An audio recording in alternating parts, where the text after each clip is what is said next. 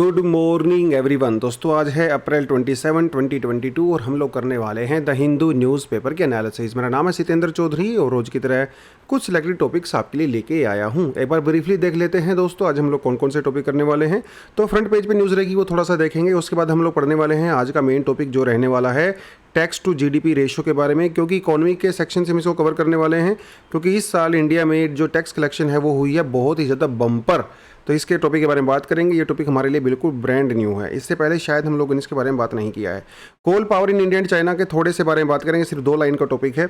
Reason for low women participation in job market. कल हम लोगों ने बात किया था कि इंडिया में जो CMI की रिपोर्ट आई है ना, उसने कहा था कि इंडिया में वीमेन पार्टिसिपेशन बहुत ही ज़्यादा कम हो गया है। पिछले 3 सालों में 50% से भी कम हो गया है, पहले के कंपैरिजन में 50%, अभी तो वो बहुत कम है।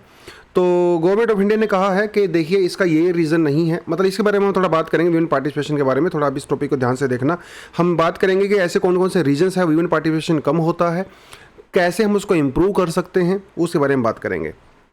सेडिशन चार्जेस के बारे में बात करेंगे, थोड़ा सा पहले भी कर चुके हैं इसको हम लोग 3-4 महीने पहले, तो दोबारा से रिपीटेड टॉपिक है, लेकिन कोई बात नहीं, रिवीजन हो जाएगा। मुझे पता है कि आप लोग भूल चुके हो उस टॉपिक को जो 3-4 महीने पहले हुआ था। इंडिया एक कंट्री ऑफ कंसर्न, जो USA के अंदर जो वहाँ पे रिपोर्ट आई है इंडिया को लेके, उसके बारे में फिर से बात करेंगे। कल हम लोगों ने बात किया था थोड़ा सा, आज हम इसको थोड़ा सा एक्सप्लेनर सेक्शन से बात करेंगे, क्योंकि थोड़ा सा इसमें हम लोग डिटेल में जाने वाले हैं। फ्री स्पीच एंड ट्विटर, पूरी दुनिया में हंगामा हो गया है क्योंकि ट्विटर को मिस्टर इलोन मस्क ने खरीद लिया है। तो फ्री स्पीच दोबारा से फ्रंट न्यूज़ में आ गई है। तो ये फ्री स्पीच क्या है, किस तरह से इम्पैक्ट कर सकता है फ्री स्पीच को ट्विटर, उसके बारे में थोड़ा बात करेंगे। मिशन अत्योदय के बारे में बात करेंगे, ये है आज का एडिटोरियल सेक्शन। तो एक नई स्कीम बेसिकली हम लोग आज डिस्कस कर सकते हैं। Then you have some MCQs also, और कुछ एडिशनल आर्टिकल भी हमारे सामने रहने वाले हैं। लेकिन क्या कर रहा था मैं, यस हाँ। तो कल हम लोगों ने कुछ आपसे MCQs पूछे थे, बहुत सारे बच्चों ने यहाँ पे बहुत सही आंसर दिए, लगभग सभी ने बहुत बढ़िया और करेक्ट आंसर दिए हैं। क्वेश्चन क्या थे हमारे पास, हम लोग बात करते हैं जियोग्राफिकल इंडिकेटर टैग के बारे में। बेसिकली एक टैग होता है, टैग का मतलब समझते हो ना, जब आप कहीं से कपड़ा खरीदते हो तो उसके ऊपर एक टैग लगा होता है कि कौन सी ब्रांड का टैग है वो, तो ये वही टैग होता है। तो अगर आप किसी पर्टिकुलर जगह से कोई पर्टिकुलर सामान खरीदते हो और उसको जियोग्राफिकल इंडिकेटर का अगर उसको मिला हुआ है टैग, तो उसके ऊपर पर्टिकुलर वो टैग लगाया जाता है ये दिखाने के लिए कि ये भैया इस एरिया से बिलोंग करता है और इस सामान को सिर्फ इसी एरिया के नाम पे ही बेचा जा सकता है, राइट। जैसे कांचीपुरम साड़ी है तो उस साड़ी के ऊपर वहाँ का टैग लगा होता है कि भैया ये कांचीपुरम की है और इसको GI टैग मिला हुआ है। आप उसको दिल्ली में बना के नहीं बेच सकते इस नाम से कि भैया कांचीपुरम साड़ी है दिल्ली में है, नो। कांचीपुरम है तो कांचीपुरम के नाम से ही बिकेगा, राइट। तो इंडिया में पहला दार्जिलिंग टी, इसको ज्योग्राफिकल इंडिकेटर का टैग दिया गया था। ज्योग्राफिकल इंडिकेटर जो है इंडिया में geographical indication registration and the protection act 1999 के तहत इसको किया जाता है। विच of the following is not correctly matched, तो ये जो लास्ट वाला था अरुणमूला कन्नड़ी, ये आंध्र प्रदेश नहीं है एक्चुअली, ये एक मिरर जो है मेकिंग का कुछ टेक्नोलॉजी है जो कि केरला से बिलोंग करता है और बहुत ही कम जगह पे इसको वहाँ पे प्रोड्यूस किया जाता है। Pokkali is a unique saline, तो ये केरला के अंदर है क्योंकि केरला तो कोस्टल स्टेट है, तो वहाँ पे इसको किया जाता है। तो ये तो हो गए कल वाले आंसर MCQs के। आज बढ़ते हैं फ्रंट न्यूज़ पे, देखते हैं क्या हो रहा है भैया।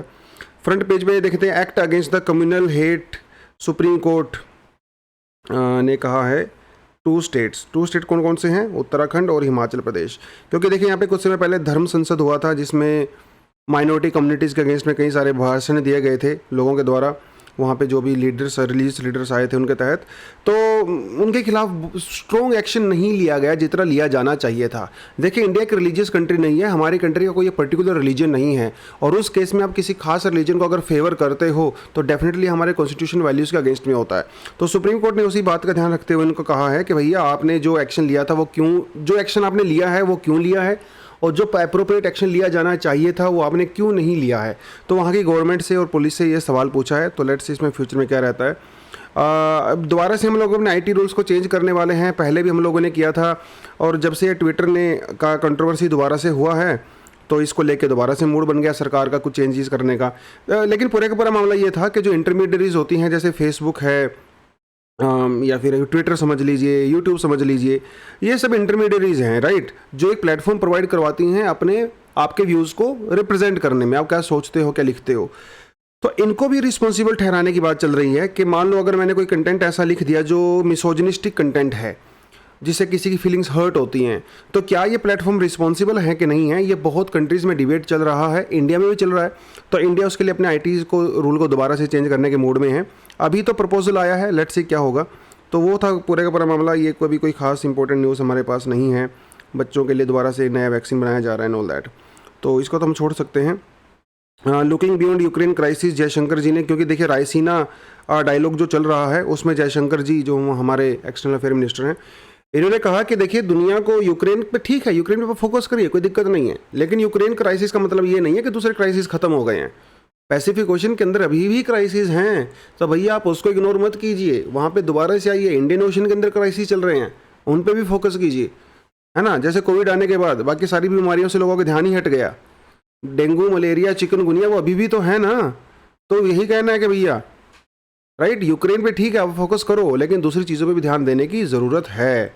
ऐसा ना हो कि पीछे पीछे से चाइना अपना गेम खेल जाए और वहाँ लोगों का ध्यान सिर्फ यूक्रेन के ऊपर रह जाए। तो ये जयशंकर जी ने बेसिकली उनको कहा है। और अब देख लेते हैं आज की जो मेन न्यूज़ है। सो सबसे पहली न्यूज़ है दोस्तों, वो है टैक्स जीडीपी रेशो के बारे में। देखिए टैक्स टू जीडीपी रेशो का मतलब क्या होता है, सीधी सी बात है, जितनी कंट्री का जीडीपी होता है उसके हिसाब से आप कितना टैक्स कलेक्ट करते हो, उसकी रेशो को टैक्स टू जीडीपी रेशो कहा जाता है।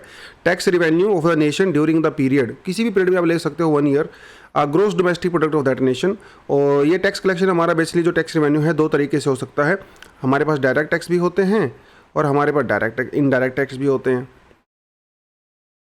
सरकार की इनकम टैक्सी से भी होती है, नॉन टैक्स से भी होती है। तो ये सरकार की टोटल इनकम नहीं है, ठीक है, ये सरकार की टोटल इनकम का एक पार्ट होता है जो टैक्स रिवेन्यू होता है। सरकार के पास नॉन टैक्स रिवेन्यू भी खूब सारे होते हैं, तो उसके बारे में हम लोग बात नहीं करेंगे। डायरेक्ट टैक्स जैसे हमारा इनकम टैक्स हो गया, हमारा वेल्थ टैक्स हो गया, ये सब हमारे डायरेक्ट टैक्स होते हैं जो कि आपकी पर्सनल इंडिविजुअल के ऊपर लगाए जाते हैं, कंपनीज के ऊपर लगाए जाते हैं, वो जितना प्रॉफिट अर्न करते हैं उनकी इनकम होती है।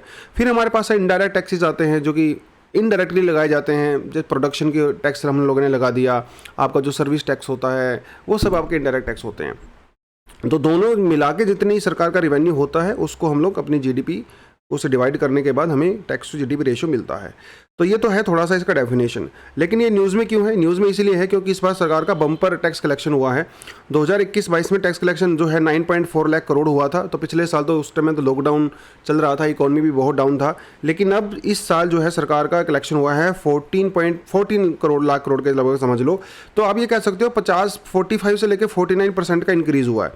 और अगर आप इसमें से खर्चे वगैरह निकाल दो तो 32% के लगभग सरकार का टैक्स कलेक्शन इंक्रीज़ हुआ है, जो कि अपने आप में ये दिखाता है कि हमारी इकोनॉमी काफ़ी अच्छे तरीके से यहाँ पे रिकवर कर रही है। तो सीधा सीधा से इंडिकेशन है।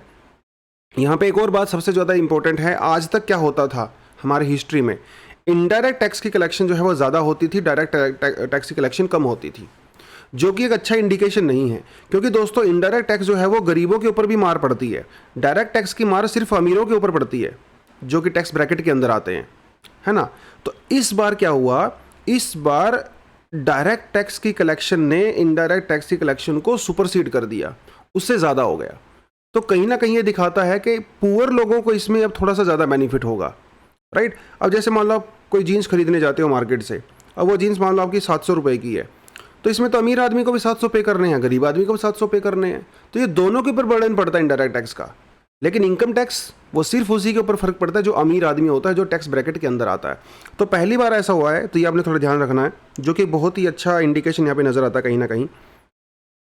उसके बाद कुछ और डिटेलिंग जो है हम लोग यहाँ पे डेफिनेटली देख सकते हैं कि हमारे भैया यहाँ पे कौन कौन से सरकार ने मेजर्स लिए हैं। तो मेजर से पहले आप रीजन भी कर सकते हो। इंडिया में क्या, देखिए एक चीज़ आपको मैं बताता चलूँ कि इंडिया में अभी सिर्फ 12% ही अपनी जीडीपी का टैक्स कलेक्शन होता है, समझ रहे हो बात, सिर्फ 12% जीडीपी टैक्स कलेक्शन होता है। सरकार का भी टारगेट है, इसको हम लोग 15% के लगभग लेके जाएंगे अगले 2-3 सालों में। आपको इंटरेस्टिंग बात बताता चलो, जो डेवलप्ड कंट्रीज़ हैं वहाँ पर ये टैक्स कलेक्शन आपका 25 से 30% तक होता है। और जो OECD कंट्री हैं, जो एक्स्ट्रा डेवलप्ड कंट्री हैं, भैया वहाँ पे टैक्स कलेक्शन 35% तक होता है। सोचो, इंडिया में सिर्फ 12%, डेवलप्ड कंट्री में 35%। अरे तभी तो उन सरकारों के पास इतनी इनकम होती है, क्योंकि वहाँ पे ज़्यादा से ज़्यादा लोग टैक्स पे करते हैं। उसका रीज़न क्या हो सकता है, उसका रीज़न आप यहाँ से समझ सकते हो। तो इंडिया में टैक्स कलेक्शन इतना कम क्यों है? कुछ साल की बात है, 2016-17 की बात है। आई वाज अटेंडिंग कोई वर्कशॉप टाइप का था, कोई और प्रोग्राम था जिसमें अरुण जेटली जी आए थे। और उन्होंने कहा था कि इंडिया में जितना टैक्स कलेक्शन होता है, अगर हम लोग लीगल तौर पे और बिल्कुल ईमानदारी से करें तो उतना टैक्स कलेक्शन सिर्फ साउथ दिल्ली से हो सकता है। कहते हैं इंडिया में टैक्स इतना ज़्यादा चोरी होता है जिसका कोई अंदाज़ा ही नहीं है, लोग टैक्स पे करते ही नहीं हैं जिनको किया जाना चाहिए। तो वो सारी समस्याएं हैं। क्या क्या रीज़न है देखिए, तो इंडिया में बहुत बड़ा इनफॉर्मल सेक्टर है, अनऑर्गेनाइज सेक्टर बहुत बड़ा है। तो भैया यहाँ पे आप कैसे टैक्स कलेक्ट करोगे, कोई सिस्टम ही नहीं है, और इनकम बहुत कम है लोगों की। एग्रीकल्चर सेक्टर को हम लोगों ने टैक्स से बाहर रखा हुआ है, तो ये भी एक बहुत बड़ा रीज़न है। और टैक्स अथॉरिटी के बीच में, टैक्स पेयर्स के बीच में बहुत सारे डिस्प्यूट भी चलते रहते हैं कोर्ट्स वगैरह के अंदर, तो जिसकी वजह से कलेक्शन नहीं हो पाता। और उसके बाद जो है गवर्नमेंट भी कई सारी एग्जेम्पशंस देती है, ट्रस्ट वगैरह बन जाती हैं जिसमें टैक्स के एग्जेम्पशंस दी जाती हैं, छूट दी जाती हैं दुनिया भर की। तो वो सारी चीज़ें हैं जिसमें अमीर लोगों को थोड़ा बेनिफिट हो जाता है, उनका पैसा वगैरह बच जाता है ना। और ओवरऑल भी इंडिया की पर कैपिटा इनकम बहुत कम है, तो लोग टैक्स ब्रैकेट में भी नहीं हैं, पॉवर्टी बहुत ज़्यादा है ना। एब्सोल्यूट पॉवर्टी नहीं है, लेकिन पॉवर्टी बहुत ज़्यादा है, मतलब लोग टैक्स ब्रैकेट के अंदर है ही नहीं। भैया बांग्लादेश की पर कैपिटा इनकम इंडिया से ज़्यादा है। तो ये कुछ रीज़न है, इंडिया में टैक्स कलेक्शन काफ़ी कम है। लेकिन सरकार इसके लिए क्या कर रही है, देखिए सरकार ने बहुत सारी चीज़ें यहाँ पे चला रखी हैं। टैक्स एडमिनिस्ट्रेशन रिफॉर्म सरकार ने चलाया है, जो transfer pricing base erosion profit shifting जिसको बोलते हैं, उसको सरकार दोबारा से रीअसेस कर रही है। इसका मतलब ये होता है कि जैसे मान लो इंडियन कंपनी है, कोई टाटा कंपनी है, अगर वो टाटा कंपनी किसी टैक्स हेवन में अपना ऑफिस अगर खोल लेती है, तो उसको मान लो मॉरिशियस के अंदर, तो उसको मॉरिशियस के अंदर टैक्स पे करना पड़ता है। इंडिया में वो टैक्स पे नहीं करती है। इसे कहते हैं transfer pricing base erosion and the profit shifting. तो इसको भी इंडिया की गवर्नमेंट थोड़ा असेस कर रही है, double taxation and all that, वो सारी चीज़ें हैं। कुछ ना कुछ सरकार कर रही है। जो टैक्स जो वेबसाइट है उसको थोड़ा सा ईजी बना दिया गया है, और टैक्स रिबेट वगैरह भी कई जगह पे दिया गया है। उसके अलावा टैक्स एमनेस्टी दिया गया है। अगर जिन लोगों ने टैक्स पे नहीं किया था पहले, और अगर वो बाद में पे करते हैं, तो उनके ऊपर पेनल्टी वगैरह नहीं लगाई जाती। तो कई सारी चीज़ें सरकार कर रही है, लेकिन उसके बावजूद भी अभी भी हमारा टैक्स कलेक्शन काफ़ी कम है। इसका इम्पैक्ट क्या हो सकता है ओवरऑल? सीधी सी बात है, सरकार की जब इनकम कम होगी तो आप नेशनल सिक्योरिटी के ऊपर पैसा कहाँ से खर्चा करोगे, वेलफेयर स्कीम के ऊपर कहाँ से खर्चा करोगे? उसके लिए तो पैसा चाहिए ना, पैसा नहीं होगा तो भैया कहाँ से करोगे? वो सबसे बड़ी समस्या है। फिर बात यह है कि जब सरकार का टैक्स कलेक्शन कम होता है, तो सरकार जो इंपोर्ट वगैरह करती है, खर्चे करती है सरकार दुनिया भर की स्कीम्स के ऊपर, तो इनके लिए पैसा कहाँ से आएगा? पैसा तो आएगा नहीं, तो इसलिए सरकार को बोरोविंग करनी पड़ती है, और बोरोविंग की वजह से हमारा बजट डेफिसिट हो जाता है, फिजिकल डेफिसिट हो जाता है। तो वो बड़ी बड़ी समस्या है यहाँ पे। और जब सरकार बोरोविंग करती है मार्केट से, तो उससे इन्फ्लेशन जनरेट होता है, तो वो भी बड़ी समस्याएं हैं, है ना। तो ये कुछ रीज़न है। सोशल इनइक्वालिटी बढ़ती है, रिग्रेसिव नेचर बढ़ता है टैक्सेस वगैरह का, ठीक है। तो वो कुछ चीज़ें डेफिनेटली यहाँ से कर सकते हो। और थोड़ा बहुत अगर टैक्स आपने पहले पढ़ रखा है टैक्सेशन सिस्टम को, तो 2 क्वेश्चन मेरे पास आपके लिए यहाँ से हैं टैक्स कलेक्शन को लेके, टैक्सेस को लेके। Which of the following taxes are abolished by the goods and services tax? तो जीएसटी आने के बाद बहुत सारे टैक्स को हम लोगों ने ख़त्म कर दिया है, ठीक है। इनमें से कौन कौन से टैक्सेस को हम लोगों ने ख़त्म किया है? Property tax, corporate tax, VAT tax, all of the above. आप इसे कमेंट सेक्शन में फटाफट मुझे बताते चलो, देखते हैं कितने बच्चे यहाँ पे सही आंसर देते हैं। विच of the following tax is imposed by the central government but the state government collects it? तो ये आपका पॉलिटी में लक्ष्मीकांत में भी दिया हुआ है, सेंटर स्टेट रिलेशनशिप वाले में, वहाँ पर आपने पढ़ा होगा। तो इनमें से कौन सा ऐसा टैक्स है जो सेंट्रल गवर्नमेंट के द्वारा इम्पोज किया जाता है लेकिन स्टेट गवर्नमेंट के द्वारा कलेक्ट किया जाता है? VAT, income tax, corporate tax और स्टाम्प ड्यूटी, ठीक है। कमेंट सेक्शन में जल्दी से जल्दी आंसर दो। गूगल मत करके मत दिया करो यार, अपने समझ से अभी दिया करो, अपने अंडरस्टैंडिंग के हिसाब से। ऐसा समझा करो कि आप एग्जाम में ये दे रहे हो। खैर आगे बढ़ते हैं। China, India and the coal plants as global capacity addition dips 13%। मतलब इसका ये है, डिप का मतलब होता है डिक्रीज होना, नीचे जाना। तो चाइना और इंडिया के अंदर जितने कोल प्लांट लगाए जा रहे थे, या फिर ग्लोबली जितने कोल प्लांट्स लगाए जा रहे थे, अभी उसके अंदर 13% का डिक्रीज हुआ है। इसका मतलब ये हुआ कि ऑल ओवर द वर्ल्ड नए नए जो पावर प्लांट्स लगाए जाते हैं उनकी संख्या कम हुई है। That is what this article wants to say. लेकिन यहाँ पे इन्होंने कुछ इंटरेस्टिंग चीज़ें भी बोली हैं। चाइना ने 2021 में अपनी कंट्री में 25,000 मेगावाट जो नए प्लांट लगाए हैं जहां से इलेक्ट्रिसिटी जनरेशन होता है। वहीं इंडिया ने सिर्फ और सिर्फ 6100 मेगावाट के कोल पावर प्लांट लगाए हैं। तो पहली बात देख सकते हो कितना फ़र्क है। दुनिया भर में पिछले साल 49,000 मेगावाट के कोल पावर प्लांट लगाए गए हैं। तो अब ये देख सकते हो आधे से ज़्यादा तो भैया चाइना के अंदर ही हैं। लेकिन यहाँ पे एक चीज़ आपको इंटरेस्टिंग नज़र आएगी कि चाइना और जापान ने ये कसम खाई है कि वो दूसरी कंट्रीज़ के अंदर कोल पावर प्लांट को फंड नहीं करेंगे। सिर्फ अपनी कंट्री के अंदर लगाएंगे। पहले वो दूसरी कंट्रीज के अंदर भी लगाते थे, तो एक तो वो चीज़ हो गई। दूसरी बात यहाँ पे देखो आप, इंडिया जो है कोल पावर प्लांट लगा रहा है, थोड़े समय पहले हम लोगों ने इस पर डिस्कस किया था, लेकिन उसका जो है IUCN और IPCC का क्या कहना है? IPCC का कहना है कि दुनिया में अगर आप चाहते हो कि हम लोग पेरिस अग्रीमेंट को अचीव करें, तो उसके लिए 2030 तक आपको अपने कोल पावर प्लांट की जो कंस्ट्रक्शन है, जो प्रोडक्शन है, उसको 75% तक कम करना पड़ेगा, जो कि नज़र नहीं आ रहा है फ़िलहाल। अगर दुनिया को नेट ज़ीरो अचीव करना है तो 2050 तक जितने भी कोल पावर प्लांट हैं सबको बंद करना पड़ेगा, या फिर कोल पावर प्लांट आप लगाते हो तो उसके अंदर जो है कार्बन कैप्चरिंग टेक्नोलॉजी उसको इंट्रोड्यूस करना पड़ेगा। तो ये कुछ चीज़ें हैं, मतलब, लेकिन ओवरऑल दुनिया भर के अगर हम लोग ट्रेंड की बात करें तो ट्रेंड ऐसा है कि धीरे धीरे कोल पावर प्लांट एक्चुअली में कम हो रहे हैं। यूरोप के अंदर कम हो रहे हैं, चाइना में भी कम हो रहे हैं, इंडिया में भी कम हो रहे हैं पहले के कंपैरिजन में, क्योंकि अभी दुनिया का ज़्यादातर फोकस वो विंड या सोलर उनके ऊपर आ गया है। ठीक है जी, आगे बढ़ते हैं। Wrong to say half of the working age dropped out, तो गवर्नमेंट ने कहा है। देखिए, कल हम लोगों ने जो पढ़ा था CMI का आर्टिकल, उसमें कहा था कि इंडिया में जो वीमेन पार्टिसिपेशन है वो बहुत ही ज़्यादा कम हो गया है, जो कि एक बहुत ही बड़ा यहाँ पे कंसर्न का मुद्दा है। लेकिन सरकार ने कहा है कि देखो ऐसा नहीं है, इतनी भी हालत ख़राब नहीं है जितनी आप बोल रहे हो। हालांकि आपके आंकड़े बिल्कुल सही हैं, वो सरकार ने मना नहीं किया है, आंकड़े सही हैं, लेकिन उस आंकड़ों के पीछे की कहानी क्या है? सरकार का कहना है कि जो वीमेन पार्टिसिपेशन कम हुआ है इंडिया में, उसके कई सारे रीजंस हैं। उसके रीज़न आपके सामने हैं। पहले तो उन्होंने कहा कि अभी ज़्यादा से ज़्यादा जो महिलाएं हैं वो हायर एजुकेशन के अंदर एनरोल कर रही हैं। तो सीधी सी बात है, जब हायर एजुकेशन के अंदर आप एनरोल करोगे तो इसका मतलब जो वर्किंग जो एज है आपकी वो भी इंक्रीज़ होगी, है ना। पहले आप स्कूल से पास आउट हो जाते थे, आपने मान लो +2 किया, तो +2 करने के बाद आप सीधा लेबर मार्केट के अंदर पार्ट हो जाते थे। अभी आप +2 के बाद आप ग्रेजुएशन भी कर रहे हो, ग्रेजुएशन के बाद पोस्ट ग्रेजुएशन कर रहे हो, तो सीधी सी बात है जो लेबर मार्केट के अंदर आपकी एंट्री होती थी अभी वो थोड़ा लेट होगी, है ना। तो ये भी एक बहुत बड़ा रीज़न है कि इंडिया में जो हायर एजुकेशन एनरोलमेंट हो रही है उसकी वजह से लेबर पार्टिसिपेशन वीमेन का कम हुआ है। लेकिन जो हायर एजुकेशन करके निकल रही हैं उनके लिए जॉब अपॉर्चुनिटी भी नहीं है, वो भी एक बड़ी समस्या है। कितने लोगों को देखो जो ग्रेजुएट हैं, पोस्ट ग्रेजुएट हैं, PhD होल्डर्स हैं, उनके पास जॉब्स ही नहीं है। तो पहले तो आपकी एज ज़्यादा हो गई, आप लेट आए मार्केट में, जब आए तो भैया आपके पास काम धंधा भी नहीं है। तो दोनों समस्याएं यहाँ पे हैं। उसके बाद effect of house hold income on the participation, house hold income का भी फर्क पड़ता है। ओवरऑल, हालांकि ओवरऑल अगर हम लोग इकोनॉमी की बात करें तो थोड़ी इंक्रीज तो हो ही रही है डेफिनेटली।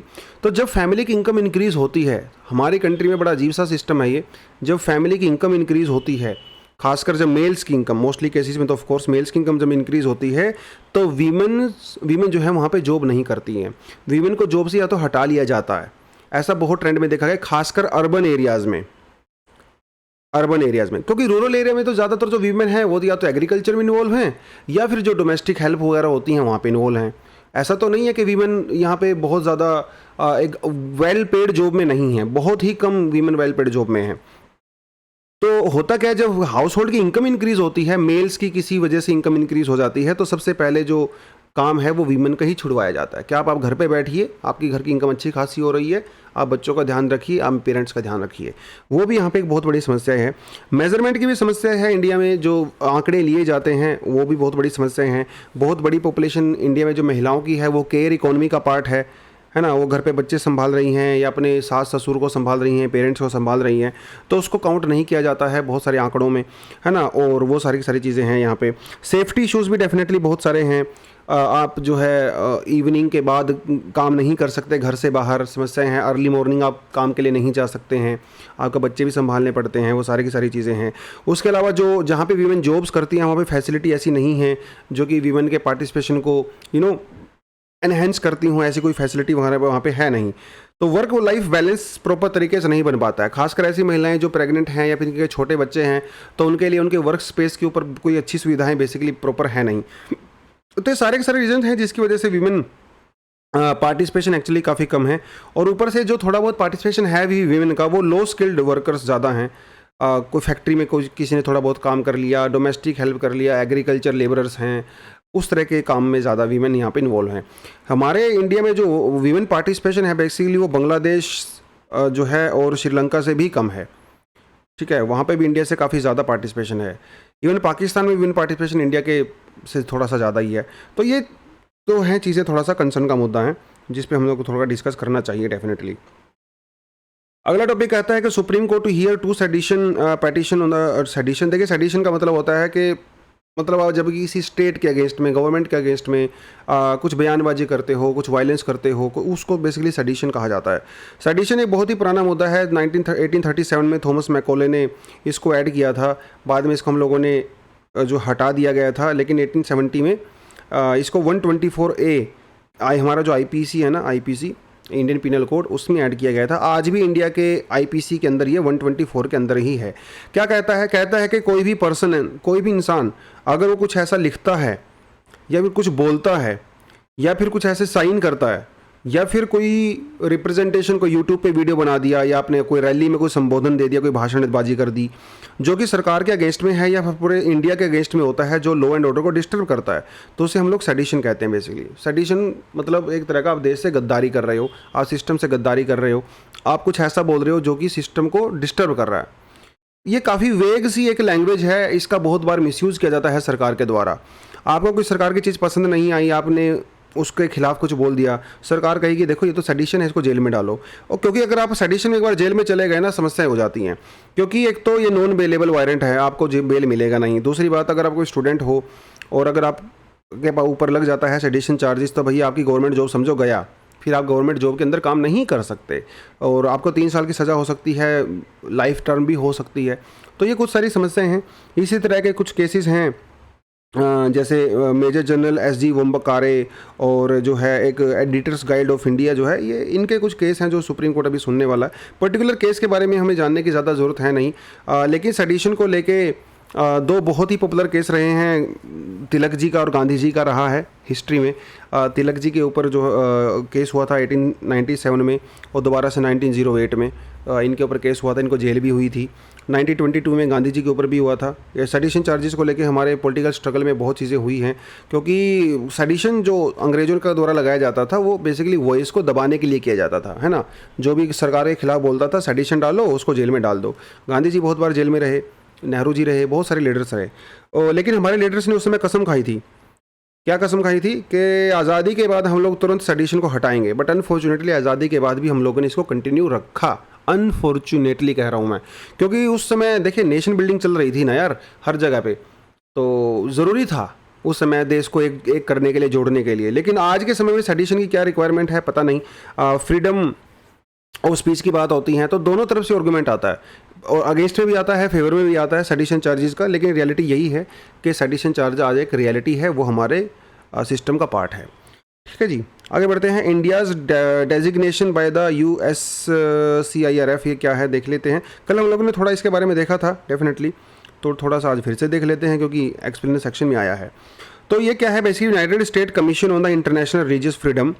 ये एक इंडिपेंडेंट बाई पार्टीशन बॉडी है। बाई पार्टीशन का मतलब आप न्यूट्रल भी कह सकते हो, या फिर बाई पार्टीशन का मतलब ये कहते हो जिसमें कोई एक पार्टी और उसकी जो अपोजिट पार्टी होती है दोनों मिलकर एक संस्था बनाती हैं। मान लो आप ये समझ लीजिए कोई बीजेपी और कांग्रेस, अगर इन्होंने मिलकर कोई ऑर्गेनाइजेशन बनाई है, दोनों ने ये कोई इंस्टीट्यूशन क्रिएट किया है, उसे बाई पार्टीशन इंस्टीट्यूट कहते हैं। बेसिकली न्यूट्रल रहता है, किसी भी एक पॉलिटिकल पार्टी को फेवर नहीं करता है।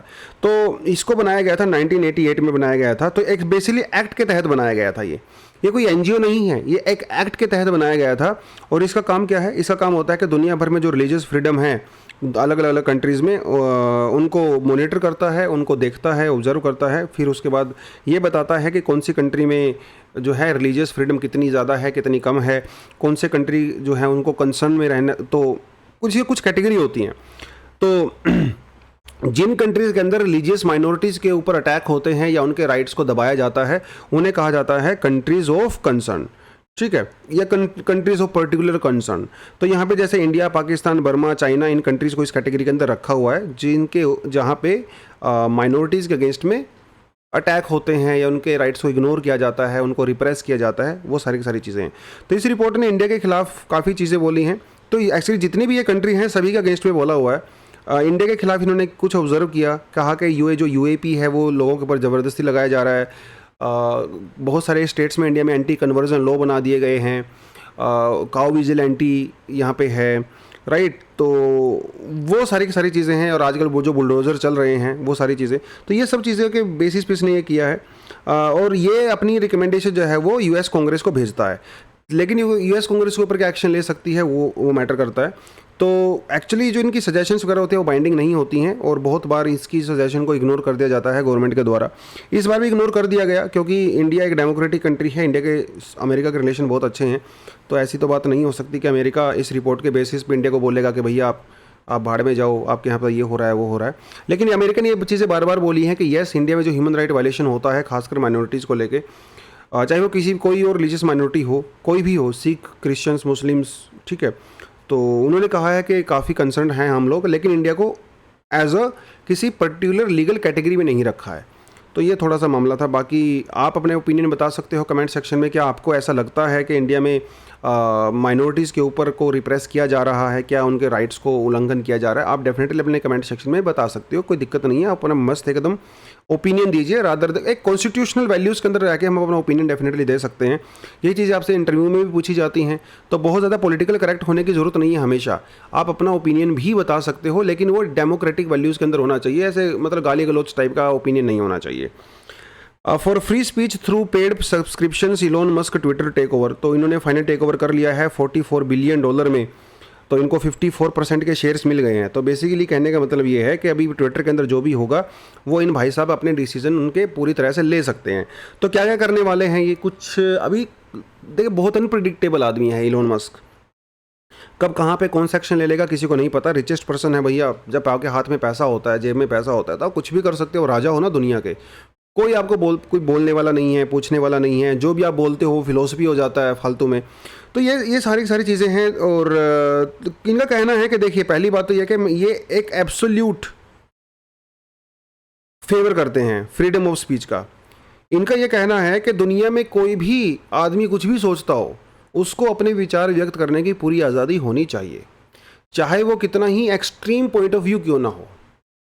मैं सिर्फ उन्हीं पॉइंट ऑफ व्यू को नहीं सुनूंगा जो मेरी फेवर करते हैं, मैं उनको भी सुनूंगा जो मेरे अगेंस्ट में है। ये होता है एब्सोल्यूट फ्रीडम ऑफ स्पीच। आप किसी भी चीज़ को बैन नहीं करते हो, किसी भी चीज़ को रेगुलेट नहीं करते हो, जो मन में आए वो बोल सकते हो, ठीक है। इसे कहते हैं एब्सोल्यूट फ्रीडम ऑफ स्पीच। तो बेसिकली इलोन मस्क इसी चीज़ को फेवर करते हैं, या फिर यह कह सकते हो कि वो ऐसा बोलते हैं, क्योंकि उनके ऊपर भी बहुत आरोप लगते रहे हैं। उनकी जो कंपनी है टेस्ला, वहाँ पे जो काम करने वाले लोग थे वो अपनी यूनियन बना रहे थे। यूनियन बना के अपने पॉइंट को रखना, अपनी डिमांड को रखना, वो भी तो फ्रीडम ऑफ स्पीच ही होता है ना। तो वहाँ पे इन्होंने अपनी कंपनी के अंदर क्या किया, उनको यूनियन नहीं बनने दिया। तो भैया वहाँ तो आप फ्रीडम ऑफ स्पीच को दबा रहे हो, जब दुनिया की बात आती है तो आप फ्रीडम ऑफ स्पीच को फेवर करते हो। ये तो गलत बात है ना। टेस्ला के अंदर ही कुछ विसल ब्लोअर्स थे, बड़ा फेमस केस रहा था। उन्होंने कुछ ऐसी प्रैक्टिसेस को मीडिया को बताया जो कि सही नहीं थी और वो टेस्ला के अंदर हो रही थी, तो उन्होंने उनको तुरंत फायर कर दिया, अपनी कंपनी से हटा दिया। तो यार आप उनकी फ्रीडम ऑफ स्पीच को भी तो फेवर करिए ना। तो ये हिपोक्रेसी बहुत चलता है। जब आपकी खुद के ऊपर बात आती है तो आप कुछ और स्टैंडर्ड फॉलो करते हो, जब दूसरों के ऊपर बात आती है तो कुछ और स्टैंडर्ड फॉलो करते हो। तो ये सारी की सारी चीज़ें हैं। अब होगा क्या, तो यहाँ पे जैसे जो है डोनाल्ड ट्रंप का अकाउंट हैक वो बंद कर दिया गया था ट्विटर के द्वारा पहले, और भी बहुत सारे लोगों का ट्विटर बंद कर दिया गया था। तो क्या उनका अकाउंट दोबारा से ओपन होगा, ये भी बहुत बड़ा क्वेश्चन है। और इंडिया में क्या रेलेवेंस होने वाला है, क्योंकि इंडिया की गवर्नमेंट ने भी बहुत सारे ट्विटर के अकाउंट्स को बंद करवाया था, खासकर फार्मर प्रोटेस्ट के दौरान में। क्या वो अकाउंट दोबारा से रिवाइव होंगे? तो ये सारी की सारी चीज़ें हैं।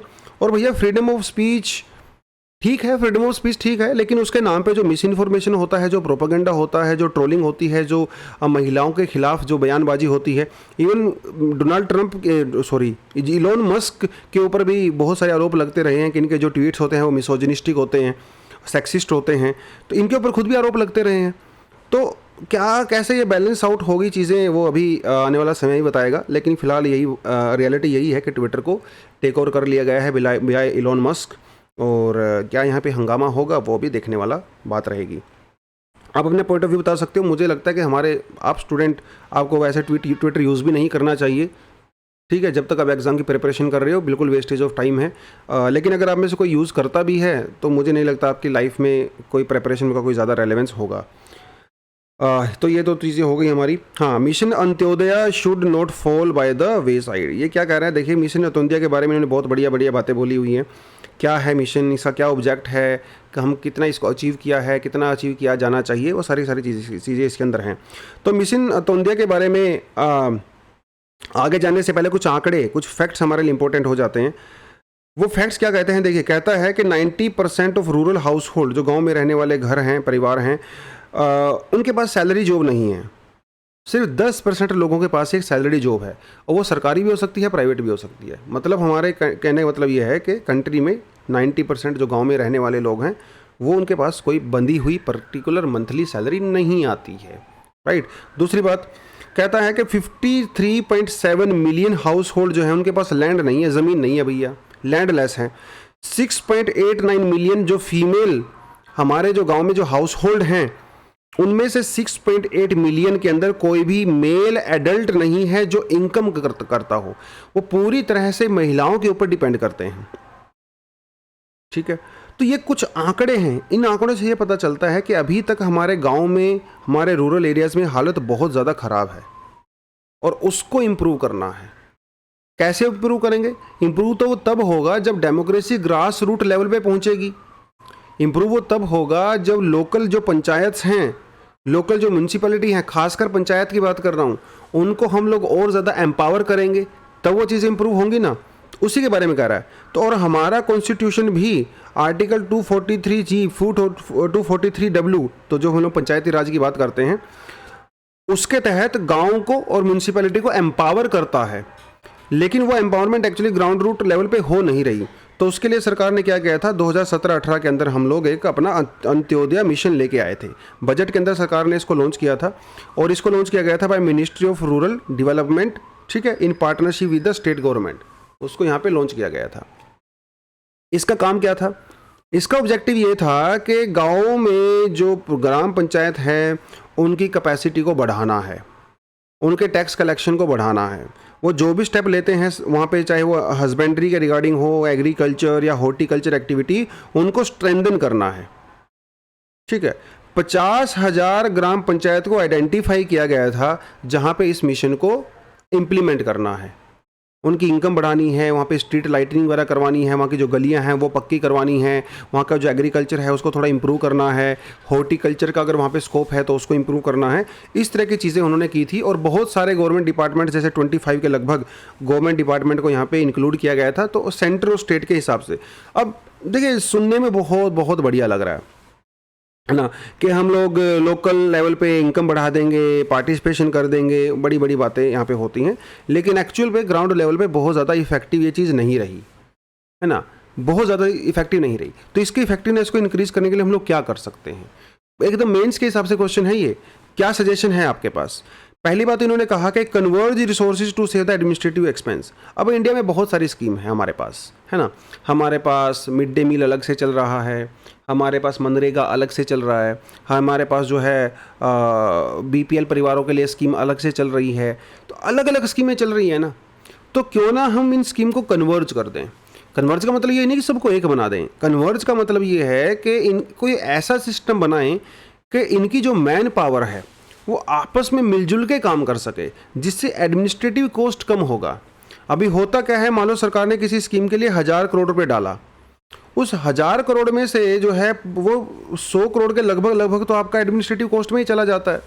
ऑफिशियल की सैलरी देनी है, ट्रांसपोर्टेशन है, वो दुनिया भर की चीज़ें। तो अगर आप इन स्कीम को कन्वर्ज करोगे तो ये कॉस्ट कम होगा। ये इन्होंने बहुत बढ़िया बात बोली है। इंडिया में जो है multiplicity of schemes, multiplicity of departments और मल्टीप्लिसिटी ऑफ एडमिनिस्ट्रेटिव ऑफिसर्स, ये बहुत ज़्यादा है। ऑफिसर्स को एक पर्टिकुलर, मान लो कोई किसी स्टेट DC के DM है, इनको जो है 8-10 स्कीम का रिस्पॉन्सिबिलिटी दिया जाता है, तो इनकी पावर ओवरलैप करती रहती है, तो समझ में ही नहीं आता भैया करना क्या है क्या नहीं करना है। वो चीज़ आप यहाँ पे डेफिनेटली इंप्रूव कर सकते हो। और जो सेंटर के द्वारा स्टेट गवर्नमेंट को जो पैसा दिया जाता है जिसे हम लोग ट्रांसफर सिस्टम कहते हैं, तो वो जो स्टेट्स को पैसा दिया जाता है उसके अंदर ट्रांसपेरेंसी नहीं है। जो बीजेपी रूल्ड स्टेट हैं उनको ज़्यादा बेनिफिट मिलता है, मतलब नॉन बीजेपी स्टेट है उनको कम मिलता है। ये पहले वाली सरकारों में भी होता था, ये फ्यूचर में भी होगा। और ट्रांसपेरेंसी नहीं है, तो ये जो फेडरलिज्म को वीक करता है, तो फेडरलिज्म को भी स्ट्रेंथन करने की ज़रूरत है अगर आप एक्चुअली में चाहते हो कि ग्राउंड रूट लेवल पे डेमोक्रेसी स्ट्रांग हो। Promoting the participatory planning and the implementation of the scheme, तो पार्टिसिपेटरी को कीजिए, लोगों को ज़्यादा से ज़्यादा सामने आना चाहिए, पार्टिसिपेट करना चाहिए, वो सारी चीज़ें यहाँ पे बताई गई हैं। तो देखिए थोड़ा सा बोरिंग टाइप का आर्टिकल है, लेकिन मेंस के में आपका बहुत काम आ सकता है। मेंस में आपसे सीधा सीधा पूछ सकता है कि क्या पूछेगा मेंस में आपसे, वो मैं कहाँ पे लिखूँ इसको, हाँ यहाँ पे लिख सकते हैं। देखिए क्वेश्चन हमारा यहाँ पे बनता है, बोलेगा वो आपसे क्रिटिकल, सिंपल बोलेगा वो, क्रिटिकली एनालाइज, घुमा फिरा के क्वेश्चन कुछ भी नहीं आता है, सिंपल सा आता है, critically analyse the Antyodaya mission Antyodaya, ऐसे बोलेगा वो, मिशन अंत्योदय, ठीक है, full stop, suggest some measures to improve